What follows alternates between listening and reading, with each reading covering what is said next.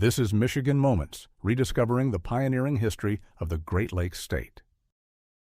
If you want to understand southern Michigan before the interstates, you start with the roads. In the Irish Hills, there is a rise above the highway.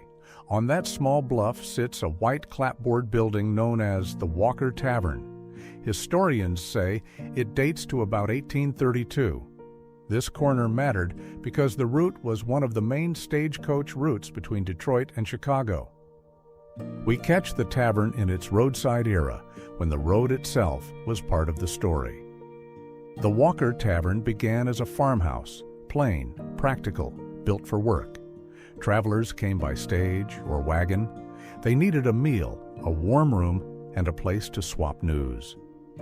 The tavern's location was near an ancient Indian route called the Great Sauk Trail that later became the Chicago Road. In the early 1900s, motorists began taking weekend drives through the Irish Hills. Roadside stops competed for attention. The Walker Tavern became part of that new economy, where history could be packaged for people traveling at 45 miles per hour. We step inside to the tap room, shelves of bottles and glass, a heavy bar front. It reads like a place meant to be looked at, not only used.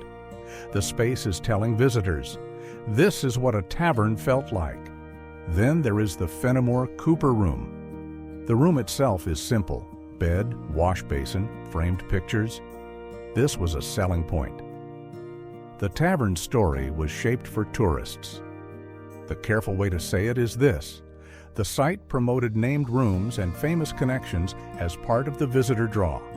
And then the label turns darker. Murder Room. The printed advertising on the back. It describes 46 thrilling rooms and sells history, drama, murder, along with antiques for sale. It was part of a roadside experience, an early version of what we now call heritage tourism, with a dose of showmanship. The costumed guide's photo reinforces that point. This was interpreted history. People dressed the part and played roles so visitors could feel they had stepped into another century. Now look across the road.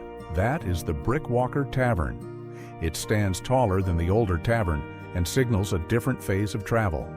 Bigger building, bigger business, more beds.